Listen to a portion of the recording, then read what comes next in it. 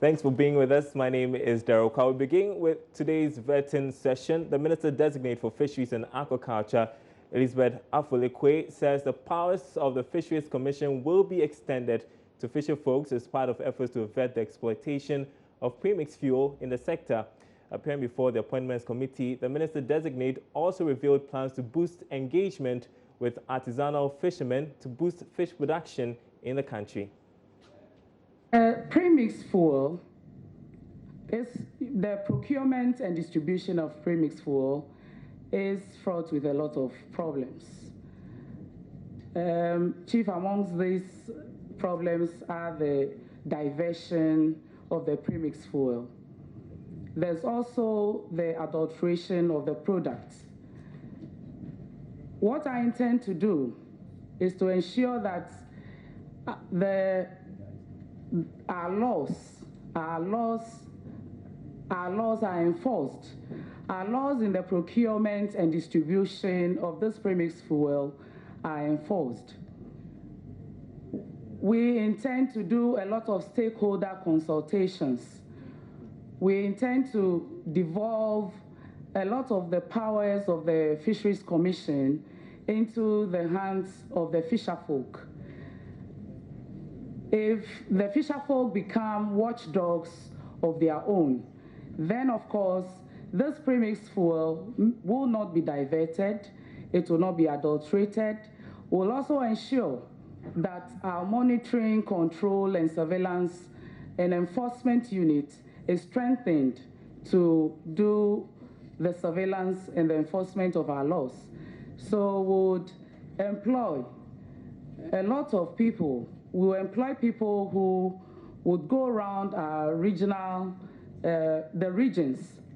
We will allocate, regions to certain coordinators, people who are going to ensure that when the premixed fuel is procured and is being designated for a particular landing beach, that premixed fuel, gets to its destination, and then we get the feedback from the coordinator or the representative there that we have put there. We ensure that the premixed fuel gets to its destination, and then we get a feedback that it has actually got to where we intended for it to be. The Minister-designate also revealed her outfit will extend the closing season for artisanal farmers in order to make effective measures to replenish Ghana's dwindling fish stock. We produce annually about 440,000 metric tons of fish when we should actually be producing close to 1 million metric tons. And so our fish production deficit is around 50%. What I intend to do is to ensure that we have a fisheries management plan in Ghana. The fisheries management plan is made up of certain guidelines that should guide us as to how to improve upon our fish production. We can, to ensure that we increase our fish production, we can reduce the fishing efforts, our marine fishing efforts, and then our inland fishing efforts in the capture fisheries. We have started already with the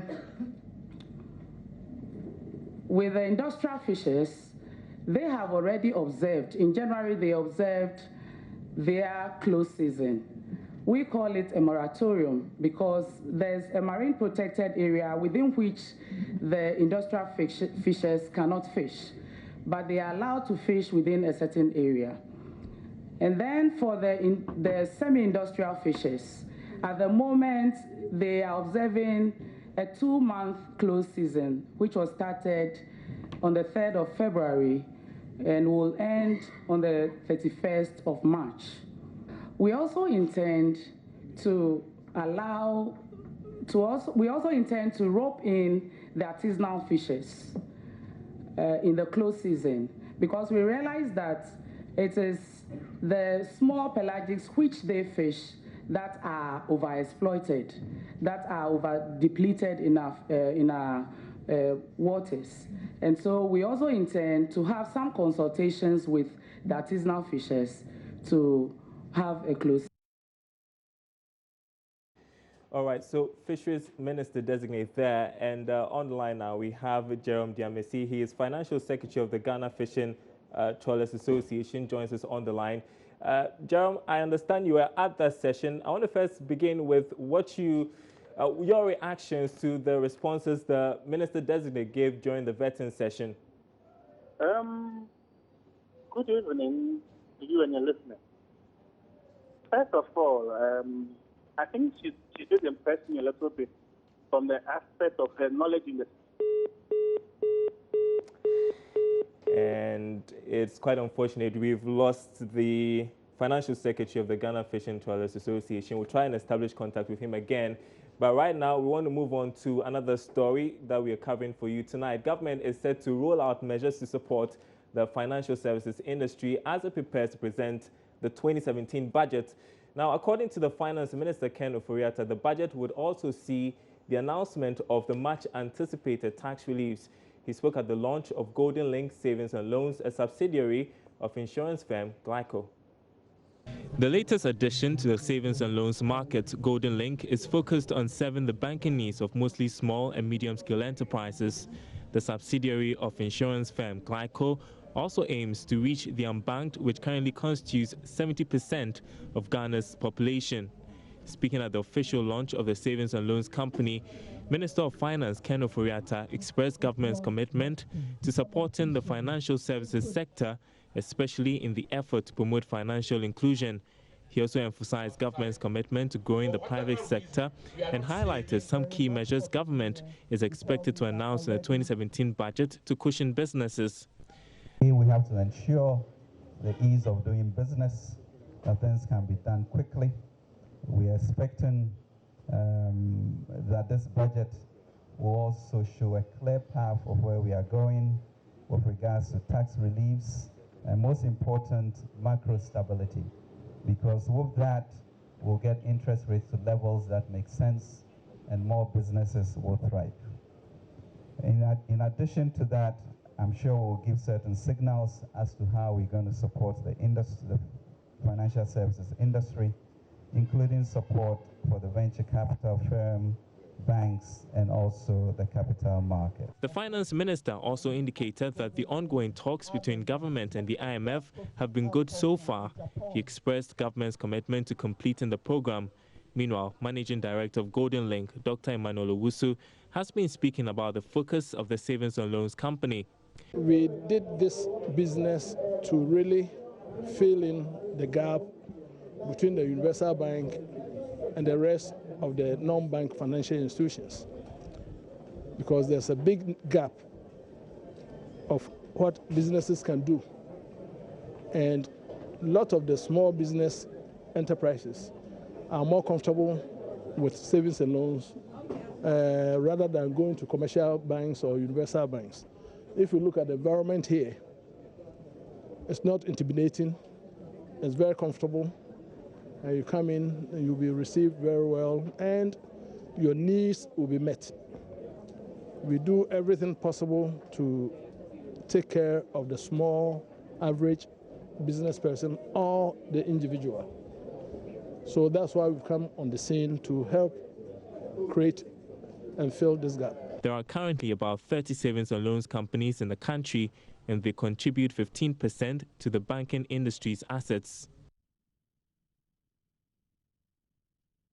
Okay, so we can go back to the phone line now, speak with Jerome Diamesi. He is Financial Secretary of the Ghana Fishing Trawlers Association. You're making a point there about the responses given by the Minister-designate for Fisheries. I want us to cut to chase, talk about what she said, essentially saying that the powers of the Fisheries Commission will be extended to fisherfolk to avert exploitation when it comes to the distribution of premix fuel.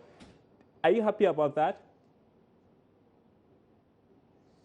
All right, phone lines seems not to be in our favor tonight, but we would see how that goes. You're still watching Business Live here on the Joy News channel. Moving on to some other news tonight. banking consultant Anoto Champong is prevailing on government to use the Export-Import Bank, Exim Bank, to drive the One District, One Factory program. The Exim Bank was established last year to provide low-cost financing to export companies. This is expected to boost the country's export earnings, which is also the ultimate goal of the project. Anoto Champong says government can create economic synergies from two initiatives. We had the EXIM, then we had a new bank established. Now, what the old one said was, it was a perfect thing, but they were staffed of finance. They didn't have the money to operate. So I was wondering where the new one was going to get the money from. So if they will get the capital to operate, then they will surely help the export side, because at the moment we are heavy on import but light on export, and you cannot create wealth if you do that sort of thing. So the establishment of such institution is to encourage the export market so that we can export more than we can import.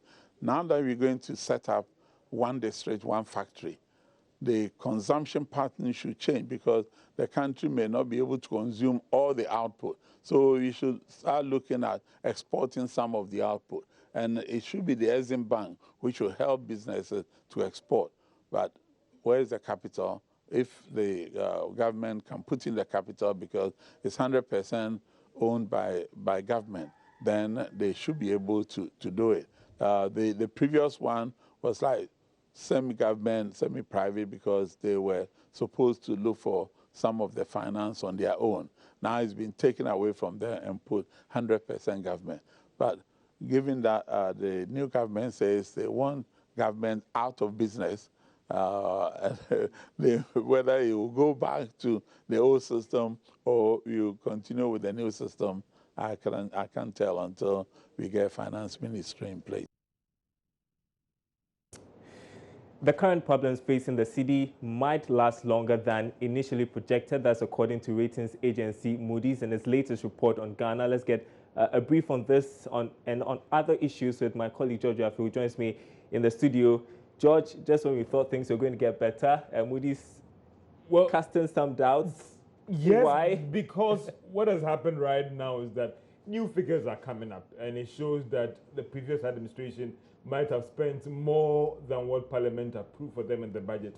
And basically in finance or economics, when you borrow actually from institutions outside and individuals and all those things, and it becomes a bigger deficit, you have to pay back those loans. Now the problem is that people think that, or people are saying that, because most of these debts are in dollars, government also have to go out and look for dollars to finance these debts. And therefore, there's a likelihood that there could be some shortage as well, and the economy will suffer. So for those who are also demanding dollars, they're also rushing quickly to get some dollars. And that is why they think that it will take a while, a longer time to service these debts. Because the projection was that maybe by the end of February, these problems will be over. But with this higher than expected budget deficit, it means that it might take a while, and government could still be looking for more dollars even in March, even in April, to address this. Therefore, it will last longer than you and I thought it would be. So what would be the implications of this on our credit ratings? Well, we are now B3. We are just one level higher than a status or a category where these agencies would tell businesses out there, don't invest in Ghana bonds. And basically, it's a warning to businesses out there that if you deal with company Ghana, they will take a longer time, or they might have some challenges in paying their debts on time. So when you go through the report, they give two scenarios. That if government is able to stick with the IMF program and work with the IMF program, then there will be some scenarios and circumstances where they could give us a good rate, because we are now B3 stable. If we have challenges in paying these debts back on time, then they could lower us more. So IMF program now, it's obvious that we will not meet all these targets. Is this new administration going to stick to the new targets or the old targets or not? Right. It's a problem also there. You know what beats me is how come the city is not responding to the measures that have been put in place by the Bank of Ghana? It still looks like people don't trust those who are managing the space, and they still believe that the challenge is still there. So if the Bank of Ghana is assuring you that we have enough reserves, stabilize the cedi, therefore don't demand dollars when you don't need it. People still don't trust the regulators. So they're still going out and demand more dollars when they don't need it. And some are even doing forward imports. So there's a lot more demand on the dollar right now, but people don't need it. Whilst there's fear that government might also go out to demand more dollars. So there's a rush. We don't print dollars, and therefore the limited dollars in this space will have some implications on that one. Just a quick one on the impact on the cost of living. Well, it's a whole thing, because don't forget, majority of what you and I consume in Ghana here on the local market is imported.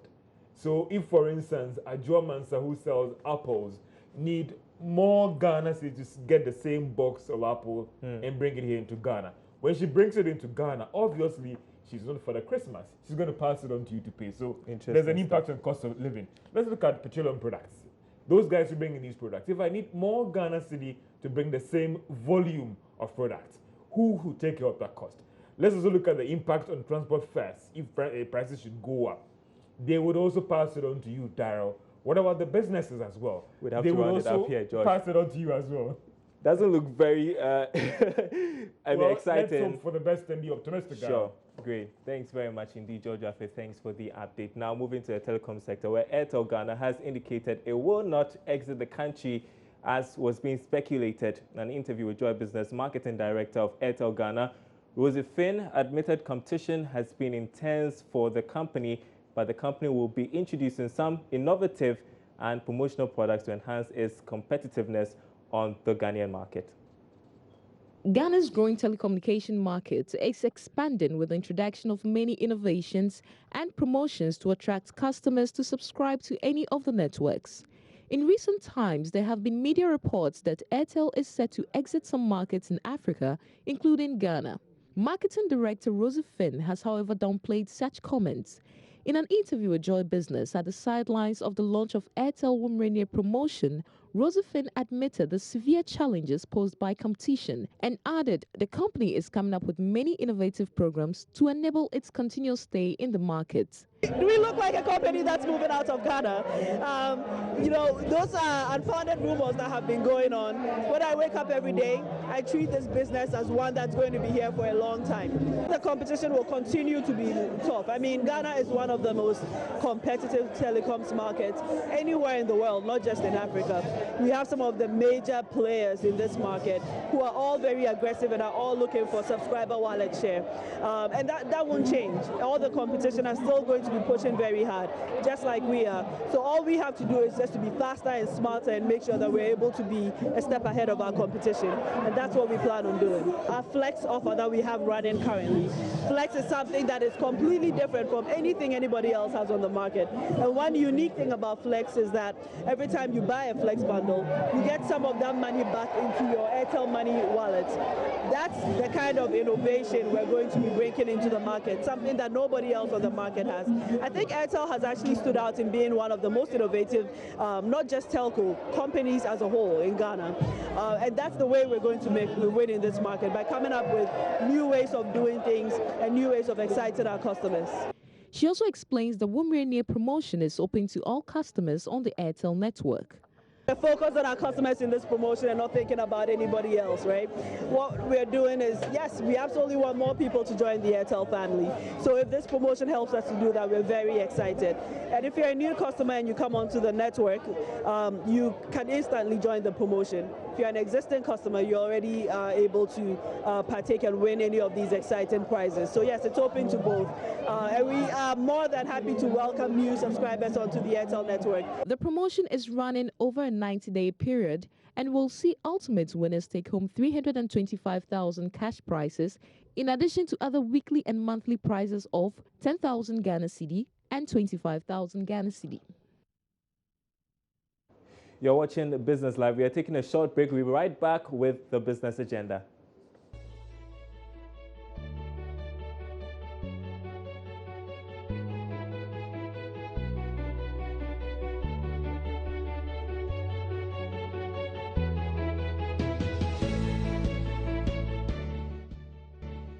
And welcome back to the program.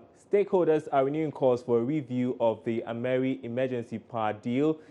That's on Business Agenda with Kukua Ban.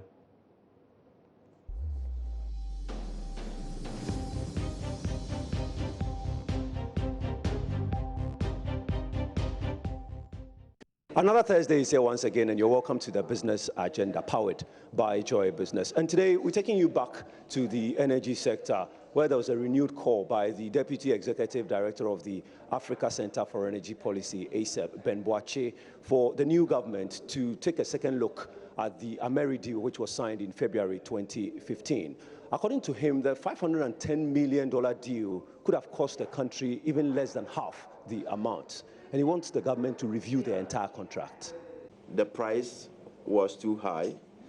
A plan that cost $220 million, we're willing to pay $510 million over a 5-year period. Metka, which is the main contractor that is delivering the plant on behalf of Ameri, is charging $370 million to deliver the project and maintain it over a 5-year period. So why couldn't we do due diligence to even go directly to people who can deliver and make that savings between 370 and 510? Even the president at the time said that he was going to get KPMG to evaluate the contract, which never happened. So it was a tacit agreement with the public at the time that there was something wrong with the Ameri contract, and that had to be looked at. And we think that we still have the opportunity to look at it because it is also impacting on the tariff we are charging. If you have expensive power plants, you have to recover the cost through the tariff. And that is why we're seeing consistent adjustment in tariff. So we want government to look at those ones and renegotiate them so that we can make savings on capacity charges and pass it on to consumers. And that is the only way we can see industry grow. So you heard Ben Boakye. He's the Deputy Executive Director of the Africa Center for Energy Policy, ASEP. So what have other industry players got to say about this call? Now, the Executive Director of the Kumasi Institute of Technology and Environment, Ishmael Ejekumhene, has backed the call. For him, the deal even grants Ameri the right to compete for fuel, which is from the Western Enclave, usually supplied to VRA for use. And this, he says, is not good enough. Most of these issues were flagged, and think tanks and the then opposition raised red flags about so many of the deals. Ameri, for example, if you consider the fact that the cost of owning those plants at the then rate was cheaper than the agreement we had entered into. There were all sorts of issues that were raised. The VRA senior staff, they are right up in arms against the board and the management because of what they perceive to be some unfair advantage that they were trying to give to the Ameri people. There were a lot of issues. I, for example, never understood why we should contract an emergency power plant for 10 years. Okay, car power should have remained an emergency power plant. We needed the car power because it was the quickest that we could get under the circumstances.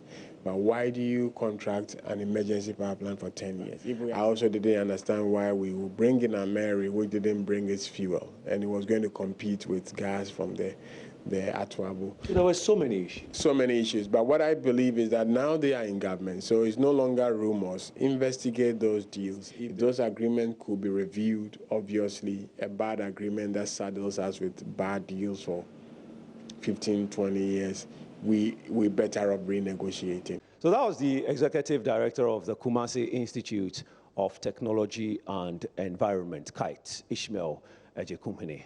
We are back next week with another edition of A Business Agenda. It is powered by Joy Business.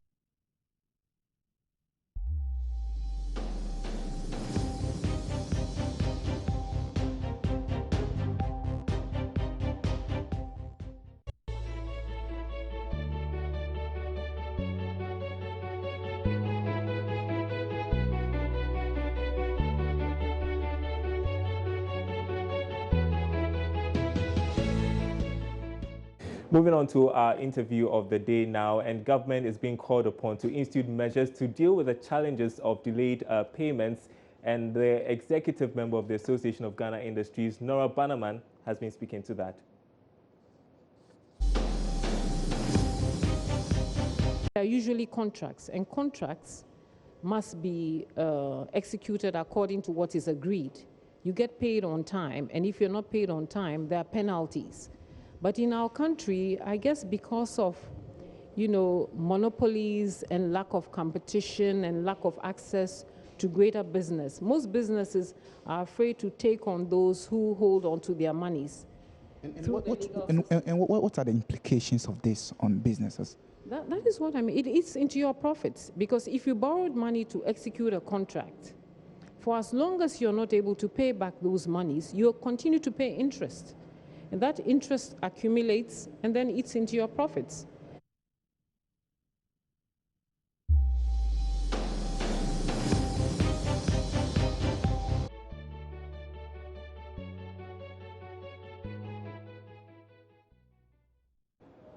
And that's our show tonight. Thanks for watching. My name is Daryl Kwao. There's more business news on our website, myjoyonline.com/business.